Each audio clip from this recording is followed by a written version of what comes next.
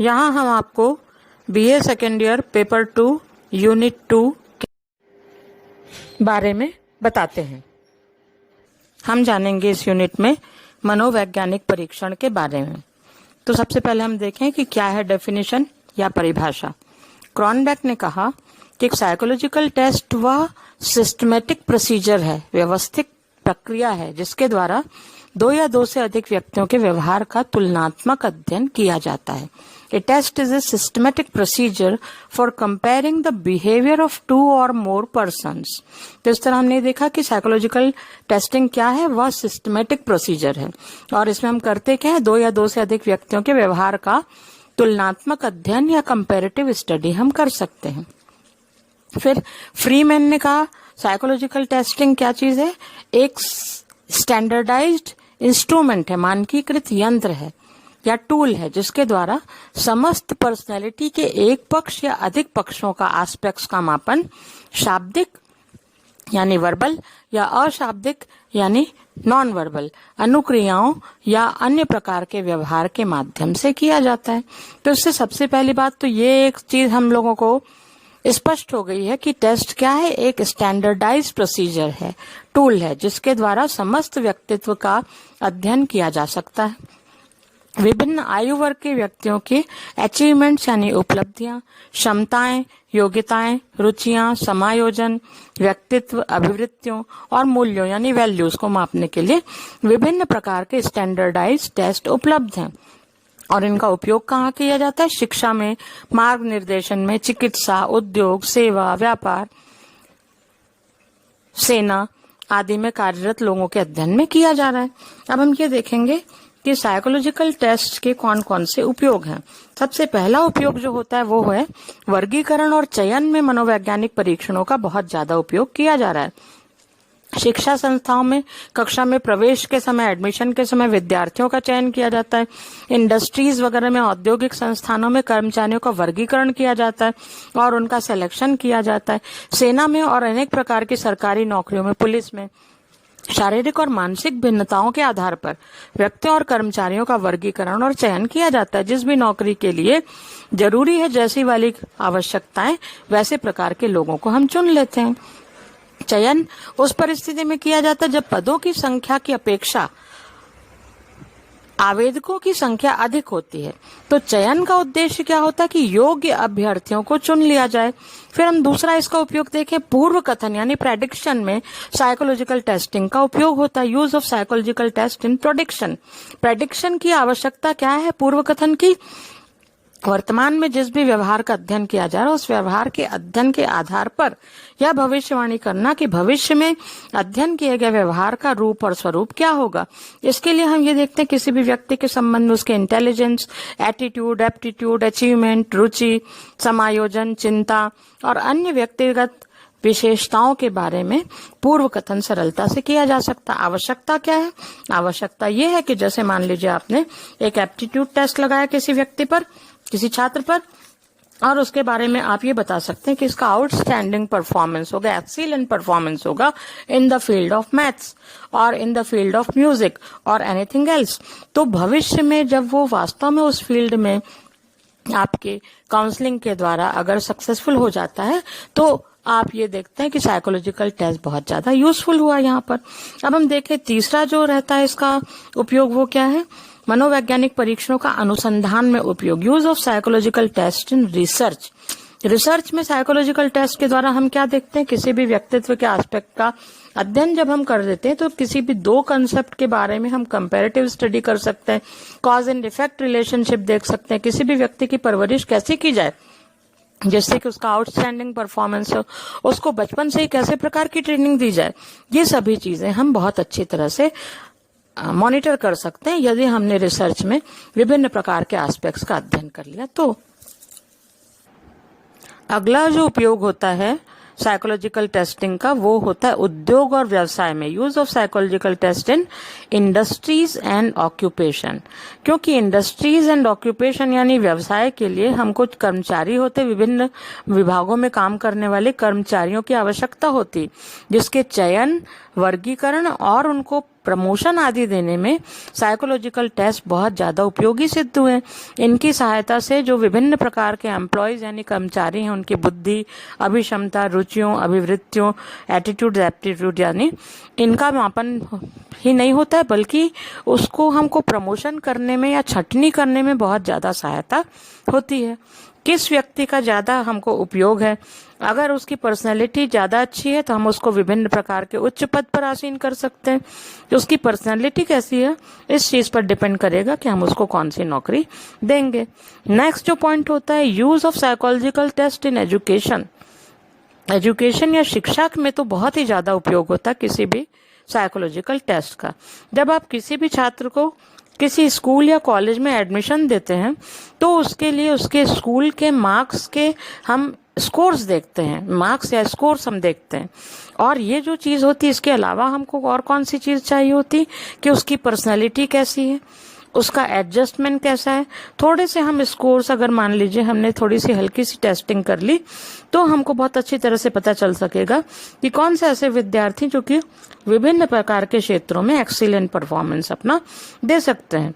फिर इसके अलावा ये भी चीज़ हो जाती कि छात्रों को विभिन्न प्रकार के जो प्रॉब्लम्स हुआ करते हैं, एजुकेशनल प्रॉब्लम्स के अलावा, जैसे हम काउंसलिंग देते हैं तो हमें मालूम है कि एजुकेशनल प्रॉब्लम्स के अलावा बच्चों के पर्सनल प्रॉब्लम्स भी होते हैं स्टूडेंट्स के, या उनके कुछ फैमिली प्रॉब्लम्स हो सकते हैं, या फिर उनको कुछ विशेष प्रकार के कुछ संदेह हो सकते हैं, कुछ शंकाएं हो सकती हैं, जिनका निराकरण अगर न किया जाए तो उनका पढ़ाई में मन नहीं लगेगा। और ये बहुत ज़्यादा ज़रूरी है कि वो जो भी कुछ उनकी उत्सुकता उसको पहले शांत किया जाए। विभिन्न प्रकार के लोग कैसे प्रकार से बिहेव कर रहे हैं, क्यों ऐसा बिहेवियर है किसी व्यक्ति का मेरे प्रति, ऐसे प्रकार से जो क्वेश्चंस होते हैं उसका समाधान बहुत ज़्यादा आवश्यक होता है, जिससे वो शांतिपूर्वक बच्चा पढ़ाई कर सके। अब हम नेक्स्ट देखेंगे क्या है इसका यूज साइकोलॉजिकल टेस्ट का in the measurement of individual differences.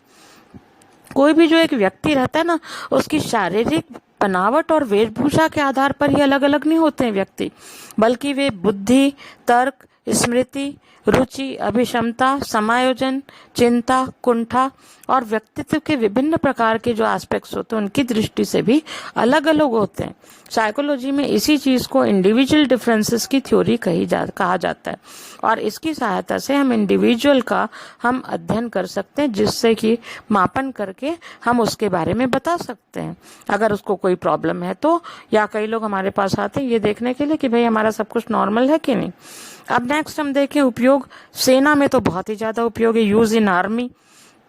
सबसे पहले जो सेना में बुद्धि परीक्षण का उपयोग हुआ था ना, फर्स्ट वर्ल्ड वॉर में सन 1914 में 1914 में हुआ था। तो वहां पर उस समय आर्मी अल्फा, आर्मी बीटा, दो प्रकार के इंटेलिजेंस टेस्ट की रचना की गई थी। आर्मी अल्फा जो था वो था किसी भी व्यक्ति को अगर वो ऑफिसर बनाने के लायक है तो, और ताकि वो इंग्लिश भाषा अगर जानता है तो उसको ऑफिसर कैटेगरी में रखा जाए अगर उसका इंटेलिजेंस अच्छा है तो, और जो नहीं जानते तो उनको फिर साधारण कॉर्पोरल यानी कि सैनिक बनाया जाए। इसकी वजह से बुद्धि का परीक्षण किया गया था। बहुत सारे ऐसे परीक्षण होते हैं जिसमें कि पर्सनैलिटी टेस्टिंग बहुत ज़्यादा आवश्यक होती है। एक विशेष प्रकार का बुद्धि का लेवल चाहिए होता है। जैसे मैं बताऊं आपको, पायलट के लिए जो आईक्यू यानी ये बुद्धि का एक यूनिट होता है, तो ये जो आईक्यू होता है ना वो 140 चाहिए होता है पायलट के लिए। लेकिन उसके बावजूद भी जो सेना के में इंटरव्यूज वगैरह होते हैं ना, तो वहां पर एक साइकोलॉजिस्ट अवश्य बैठाया जाता है जो कि ये देख सके कि वास्तव में व्यक्ति में उतना कॉन्फिडेंस है या नहीं, डिसीजन मेकिंग कैसा है, क्विक है या नहीं। आप पता चला करोड़ों का प्लेन लेकर के हवा में और आपका डिसीजन मेकिंग ठीक नहीं है तो आप तो जाएंगे ही, आपका प्लेन भी जाएगा, जहां पर जाएगा प्लेन गिरेगा, वहां पर लोग नष्ट होंगे। तो ये चीज सेना में नहीं हो सकती। इसकी वजह से बहुत ज्यादा अच्छी तरह से रिगरस ट्रेनिंग की जाती, लेकिन उसके पहले उन लोगों के साइकोलॉजिकल टेस्टिंग भी बहुत ज्यादा अच्छी तरह से की जाती। अब हम देखें नेक्स्ट क्या है भाई, डायग्नोसिस में बहुत ज्यादा उपयोग है। निदान का क्या मतलब होता है? निदान मतलब ये कि जो विद्यार्थी होते हैं उनकी कोई समस्या हो पढ़ाई के मामले में, या उनकी कोई कमजोरियां हो, या मानसिक कारणों का पता लगाना है, जिससे कि किस विभिन्न प्रकार के रोगियों के बारे में, मानसिक रोगियों की समस्याओं का स्वरूप क्या है, रोगी की गंभीरता कितनी है और उसका कारण क्या है, जांच सबसे पहले इस चीज की जाती है। तो आजकल तो ये चीज हो गई कि प्रोजेक्टिव टेक्निक्स निकल आई, जिससे कि रोशॉक्स का जो एक इंक ब्लॉट टेस्ट है या टीएटी जो टेस्ट है, थीमेटिक परसेप्शन टेस्ट, जिसके के द्वारा व्यक्ति को ये मालूम भी नहीं होता कि वो आंसर क्या दे रहा है और उसका वास्तव में क्या अर्थ होता है। अब हम देखें नेक्स्ट इसमें यूज होता है तुलना में उपयोग। क्रॉनबेक ने ये कहा कि जो साइकोलॉजिकल टेस्ट होता है ना, उसका परीक्षण जो किया जाता है, परीक्षण जो दो या अधिक व्यक्तियों के व्यवहार की तुलना करने में भी हो सकता है। तुलना करने की क्या आवश्यकता है? तुलना करने की आवश्यकता ये होती कि भाई पढ़ाई करने के लिए या फिर जैसे मान लीजिए किसी एक नौकरी के लिए या फिर पदोन्नति के लिए विभिन्न प्रकार के लोगों की पर्सनैलिटी कैरेक्टरिस्टिक्स कैसे हैं, ये हमको जानना बहुत ज्यादा आवश्यक होता है। इसके अलावा अब हम देखें दैनिक जीवन में बहुत ज्यादा उपयोग है। कैसे उपयोग है भाई? सबसे पहली बात तो ये कि किसी भी इंसान की जिंदगी में उद्देश्य क्या होता है? सबसे पहली बात है कि वो खुश रहना चाहता है। कोई भी व्यक्ति ऐसा होता है क्या जिंदगी में जो कि कहे कि नहीं मुझे दुखी रहने में बहुत मजा आता है, मुझे तो भाई दुखी रहना है? नहीं ना।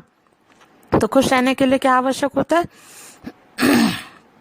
कि आपके जो भी पर्सनैलिटी कैरेक्टरिस्टिक्स है, जो आपकी विशेषताएं हैं, उसके आधार पर आपको अपनी मैक्सिमम पॉसिबल आपकी लिमिट तक पहुंचना जरूरी हो जाता है।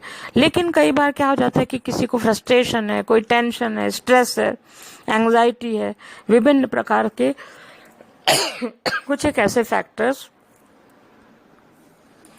जब किसी भी व्यक्ति को कोई चिंता, कुंठा, तनाव, स्ट्रेस आदि है और उसका एडजस्टमेंट बिगड़ गया है, तो उसको भी जानना बहुत आवश्यक है उसका कारण क्या है, ताकि उसको दूर किया जा सके। किशोरावस्था के विभिन्न प्रकार की समस्याएं होती, युवावस्था की कुछ व्यावहारिक समस्याएं होती, प्रौढ़ावस्था की, वृद्धावस्था की एडजस्टमेंट की प्रॉब्लम्स हो सकते हैं, जिसका कि निदान वक्त रहते करना बहुत ज्यादा आवश्यक होता है। अब हम ये देखेंगे कि एक अच्छे परीक्षण में कौन कौन से कैरेक्टरिस्टिक फीचर्स होने चाहिए।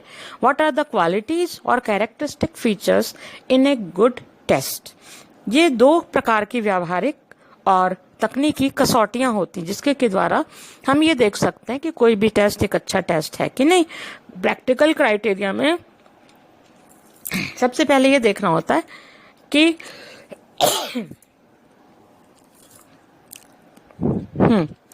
तो साइकोलॉजिकल टेस्ट की व्यावहारिक कसौटियां, प्रैक्टिकल क्राइटेरिया क्या होते हैं ये हम देखेंगे। सबसे पहला होता है पर्पस ऑफ द टेस्ट। परीक्षणकर्ता को ऐसा परीक्षण चुनना चाहिए जो कि उसके उद्देश्य की पूर्ति करता है।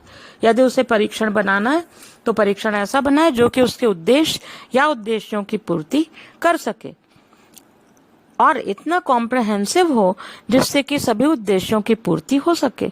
दूसरा जो प्रैक्टिकल क्राइटेरिया होता है किसी भी अच्छे टेस्ट का, वो होता है कि ईज ऑफ एडमिनिस्ट्रेशन, यानी प्रशासन की सुविधा होनी चाहिए, सरलता से किसी सैंपल पर प्रशासित किया जा सके, उसके निर्देश बहुत ज्यादा स्पष्ट हों, मूल्यांकन की विधियां अच्छी हों, परीक्षण के प्रश्न भी और गेटअप ऐसा होना चाहिए कि परीक्षण को भरवाने में बहुत ज्यादा तकलीफ या बहुत ज्यादा टाइम नहीं लगना चाहिए।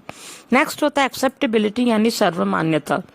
जो भी सैंपल है जिसके लिए टेस्ट बनाया गया वो सभी लेवल्स पर एक्सेप्टेबल होना चाहिए, ताकि जो उसके सैंपल में इकाइयों या उसकी अध्ययन इकाइयों के लिए मान्य होना चाहिए। फिर नेक्स्ट होता है परीक्षण का मूल्य क्या है।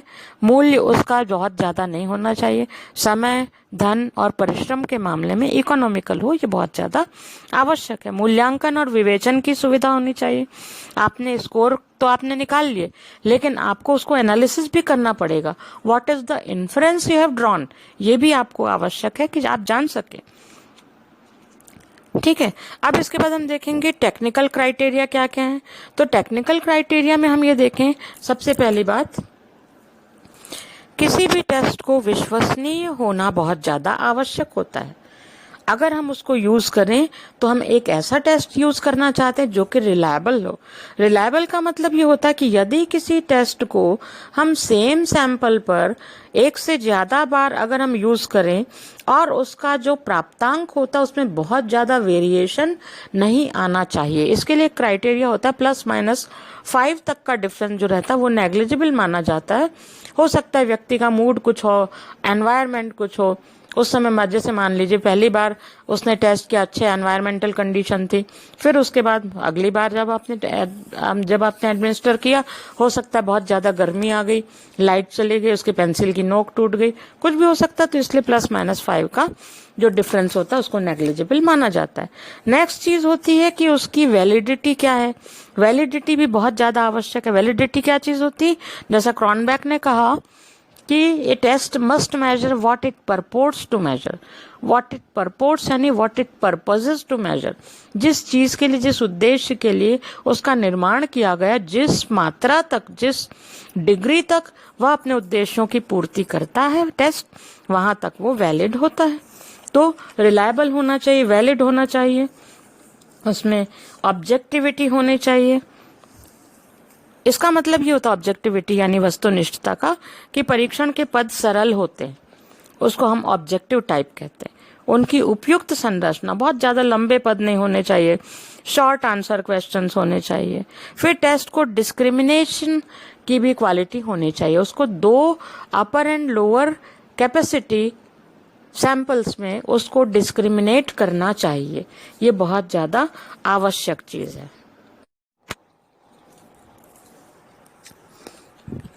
स्टैंडर्डाइज टेस्ट का जो तात्पर्य होता है उसमें ये भी एक चीज होती है कि उसके नॉर्म्स फिक्स किए गए हों। नॉर्म्स यानी मानक। जब कोई सा भी टेस्ट बनाया जाता है ना, जैसे मान लीजिए हमको एक टेस्ट बनाना है, तो हम ऐसा नहीं करेंगे कि हम सिर्फ 10th क्लास के लिए टेस्ट बनाएं, उससे उसकी रिलायबिलिटी खतरे में पड़ेगी। इस वजह से हमको आवश्यक हो जाता है कि हम 9, 10th, 11, 12 ऐसे कम से कम 3-4 क्लासेस के लिए और 3-4 एज ग्रुप्स के लिए, लड़कों के लिए भी लड़कियों के लिए भी, अर्बन एंड रूरल दोनों के लिए यानी ग्रामीण और शहरी दोनों प्रकार की जनसंख्या के लिए हम ये टेस्ट बनाएं। जितनी ज्यादा उसमें वैरायटी होगी, जितना ज्यादा वास्ट सैंपल होगा, उतनी ज्यादा उसकी रिलायबिलिटी होगी, क्योंकि एक्सपांशन ऑफ स्कोर उसमें ज्यादा हो सकेगा। राइट। अब हम ये देखें क्लासिफिकेशन क्या है टेस्ट का। तो जो क्लासिफिकेशन होता है, सबसे पहला क्लासिफिकेशन ये होता है whether the test is a standardize test और नॉन स्टैंडर्डाइज टेस्ट, मानकीकृत है या अमानकीकृत है। मानकीकृत परीक्षण से हमारा तात्पर्य होता है कि reliability and validity have been fixed. अगर उसकी विश्वसनीयता परीक्षण की और वैधता को हमने फिक्स किया है या निर्धारित किया है और उसके मानक भी उपलब्ध हैं, उसके निर्देशों की और उसके स्कोरिंग की समरूप यानी यूनिफॉर्म हमारे पास मेथड्स हैं और बहुत ऑब्जेक्टिव प्रकार का टेस्ट है, तब हम उसे कहेंगे कि वो एक स्टैंडर्डाइज्ड टेस्ट है। स्टैंडर्डाइज्ड टेस्ट की ये खूबी होती है कि whatsoever are the raw scores, उसको हम कन्वर्ट कर देते हैं इनटू सम और the other kind of standard scores. उसको मानक प्राप्तांकों में, जैसे टी स्कोर है, जेड स्कोर है, परसेंटाइल स्कोर है, IQ डेविएशन है, तो इसमें हम उसको कन्वर्ट कर देते हैं जिससे कि उसमें यूनिवर्सैलिटी आ जाती है। यूनिवर्स में आप कहीं पर भी जाकर के आप टेस्ट करें तो उस टेस्ट में आप स्कोर्स जो पाएंगे वो रिलायबल होंगे, वैलिड होंगे। तो इसलिए उस टेस्ट का स्टैंडर्डाइज्ड होना बहुत ज्यादा आवश्यक है। और इसके बारे में हम कैसे जान सकते हैं कि उसकी रिलायबिलिटी फिक्स हुई है या नहीं, वैलिडिटी फिक्स हुई है कि नहीं, उसके पास नॉर्म्स हैं कि नहीं। अगर ये 3 चीजें हैं और उसके बारे में ये बताया गया कि वो वास्तव में किस सैंपल पर यूज करने के लिए, तो फिर हमको ये कहेंगे कि टेस्ट हमारा स्टैंडर्डाइज्ड है। इसके उदाहरण बहुत सारे हैं बुद्धि परीक्षणों में, जैसे आप देख लीजिए। अब हम ये देखेंगे कि नॉन स्टैंडर्डाइज टेस्ट कौन से होते हैं। नॉन स्टैंडर्डाइज या अमानकीकृत परीक्षण वे होते हैं जो कि टीचर मेड टेस्ट होते हैं, जो कि किसी भी प्रकार के सैंपल के आधार पर नहीं होते हैं। क्लास को बैठा दिया, टेस्ट ले लिया, 1st, 2nd, 3rd से लेकर के 40th बच्चे तक के हमने निकाल दिया स्कोर, तो ये हो गया टीचर मेड टेस्ट या नॉन स्टैंडर्डाइज टेस्ट। उसमें आप रिलायबिलिटी नहीं पाते, वैलिडिटी नहीं पाते, उसके नॉर्म्स नहीं होते, सिर्फ वो एक क्लासरूम कंडीशन में कौन फर्स्ट है कौन सेकंड उसका कंपैरेटिव स्टडी करके बता देता है। राइट। अब हम ये देखेंगे कि विभिन्न प्रकार के जो बुद्धि परीक्षण होते हैं और विभिन्न प्रकार के दूसरे जो टेस्ट होते हैं, उसमें एक होता है ग्रुप टेस्ट और दूसरा होता है इंडिविजुअल टेस्ट। ग्रुप टेस्ट कौन सा होता है? वो होता है जिसमें कि आप एक ही समय में वास्ट सैंपल पर अपने टेस्ट को एडमिनिस्टर कर सकते हैं। राइट। अब इसमें सबसे बड़ी खासियत क्या होती है? इसमें ये होता है कि समय, धन और श्रम हमको कम लगता है। एक ही समय पर आपको बहुत सारा डेटा मिल जाया करता है और उसकी यूनिफॉर्म, क्योंकि आपके पास विधियां भी हैं जो कि आप स्कोरिंग की विधि बोलते हैं, तो आप बहुत अच्छी तरह से उसको स्कोर भी कर सकते हैं और जल्दी से रिजल्ट भी निकाल सकते हैं। लेकिन हमको अगर मान लीजिए किसी प्रकार से सीरियस प्रकार से या किसी इंडिविजुअल की हमको अच्छी तरह से छानबीन करनी है कि उसका मेंटल प्रॉब्लम क्या है या एजुकेशनल प्रॉब्लम क्या है, या वो अगर मान लीजिए किसी सोशल प्रॉब्लम से ग्रसित है, तो हमको उसको इंडिविजुअल टेस्टिंग करनी पड़ेगी। समय, धन, श्रम ज्यादा लगता है और उसमें ये भी आवश्यक हो जाता है कि उसमें एक्सपर्टीज हो किसी व्यक्ति की, तभी वो उस टेस्ट को, टूल को यूज कर सकेगा और डेटा जनरेट कर सकेगा जो कि रिलायबल होगा, वैलिड होगा। तो हमने क्या देखा कि ग्रुप टेस्ट कौन सा होता है? जिसको कि आप एक ही समय पर ज्यादा बड़े वास्ट सैंपल पर आप यूज कर सकते हैं। इंडिविजुअल टेस्ट एक बार में सिर्फ एक ही व्यक्ति का आप टेस्ट कर सकते हैं। जहां तक इंटेलिजेंस टेस्ट की बात है, वो 3 प्रकार का होता है। उसका क्लासिफिकेशन आप नोट कर लें। इंटेलिजेंस टेस्ट का क्लासिफिकेशन ये कि उसके 3 प्रकार होते हैं। कौन कौन से? सबसे पहला वर्बल यानी शाब्दिक बुद्धि परीक्षण, दूसरा अशाब्दिक बुद्धि परीक्षण और तीसरा होता है परफॉर्मेंस टेस्ट। राइट, यानी निष्पादन परीक्षण। अब हम एक एक करके देखेंगे। वर्बल टेस्ट क्या होता है? वर्बल टेस्ट वो होता है जो कि किसी भी व्यक्ति को जिस भाषा में टेस्ट प्रिंटेड है वह भाषा आनी आवश्यक है।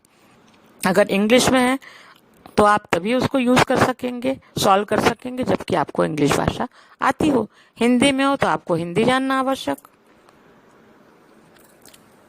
हाँ, तो वर्बल टेस्ट कौन सा होता है? जो कि जिस भी भाषा में प्रिंटेड है वह भाषा जाननी आवश्यक है। ठीक है। अब अगर आप वो भाषा नहीं जानेंगे तो आप उसको यूज कैसे कर सकेंगे? तो इसके लिए एक और उपाय होता है नॉन वर्बल टेस्ट यानी अशाब्दिक बुद्धि परीक्षण। अशाब्दिक या नॉन वर्बल टेस्ट कौन से होते हैं? जिनमें कि किसी भाषा का उपयोग करने की आवश्यकता नहीं है। तो इससे ये हो जाता है कि जैसे कि जिसमें भाषा का विकास नहीं हुआ या किसी दूसरे देश का व्यक्ति जिसको कि यहाँ की भाषा नहीं आती, उस पर हम यूज कर सकते हैं। या मेंटली रिटार्डेड लोगों के लिए भी हम नॉन वर्बल टेस्ट का यूज कर सकते हैं। इसमें क्या होता है कि अंकों का उपयोग होता है या विभिन्न प्रकार की चीजें होती, कुछ आकृतियां होती जिसको विभिन्न प्रकार से बनाना होता है और इशारों के द्वारा समझाया जा सकता है। उसके लिए भाषा की आवश्यकता नहीं होती। अब तीसरे प्रकार का होता है इंटेलिजेंस टेस्ट, जिसको हम कहते हैं परफॉर्मेंस टेस्ट या निष्पादन बुद्धि परीक्षण। निष्पादन बुद्धि परीक्षण क्या होता है? जिसमें कि विभिन्न प्रकार के ब्लॉक्स होते हैं, गुटके होते हैं और विभिन्न कलर्स के होते हैं या विभिन्न प्रकार की आकृतियां होती और उनको दिए गए पैटर्न के हिसाब से जमा देना होता है। जिसका सबसे बड़ा उदाहरण कौन सा? भाटिया बैटरी टेस्ट जो होता है वो कौन सा है? परफॉर्मेंस टेस्ट है। राइट। तो अब हम इसमें देखते हैं, जैसे भाटिया बैटरी टेस्ट में 5 टेस्ट शामिल हैं, तो उसमें विभिन्न प्रकार के जो टेस्ट होते हैं वो सभी कैसे है? वो परफॉर्मेंस टेस्ट है। बैटरी कौन सी चीज होती? टेस्ट बैटरी वह होती जिसमें कि एक से ज्यादा टेस्ट को समावेशित या इंक्लूड किया गया हो। राइट। अब इसमें हम ये भी देख लें कि सबका उदाहरण क्या क्या है भाई। इंडिविजुअल टेस्टिंग का उदाहरण क्या है? प्रोजेक्टिव टेक्निक्स जो रहती है वो इंडिविजुअल टेस्टिंग का सबसे सुंदर उदाहरण होता है। जैसे TAT है या रोशॉक्स, इंक ब्लॉट टेस्ट है रोशॉस, तो उसमें आप ये देखते हैं कि एक समय में सिर्फ एक ही व्यक्ति की पर्सनैलिटी की थॉरो स्टडी होती है और इसलिए हम उसको इंडिविजुअल टेस्टिंग कहते हैं। ग्रुप टेस्टिंग किसमें होती? ग्रुप टेस्टिंग के लिए जैसे आपके पास सिंह का टेस्ट है, जलोटा का टेस्ट है, ये सभी जो टेस्ट हुआ करते हैं ये सभी ग्रुप इंटेलिजेंस टेस्ट होते हैं। नॉन वर्बल टेस्ट भी बहुत सारे बनाए गए हैं। भारत में भी हमारे बहुत सारे टेस्ट बनाए गए हैं, लेकिन अधिकांश जो टेस्ट है वो फॉरेन मटेरियल लेकर के उसका एडेप्टेशन कर लिया गया है। अभी तो बहुत सारे ऐसे टेस्ट है जो कि विकसित किए जा रहे हैं। और जो साइकोलॉजिकल टेस्ट होता है, इस तरह हमने ये जाना कि साइकोलॉजिकल टेस्ट क्या होते हैं, उनका यूज क्या होता है, उसका क्लासिफिकेशन क्या होता है और विभिन्न प्रकार की चीजें, जो कि विभिन्न प्रकार के टेस्ट के उदाहरण क्या होते हैं, ये हमने इस चैप्टर में जाना। थैंक्स।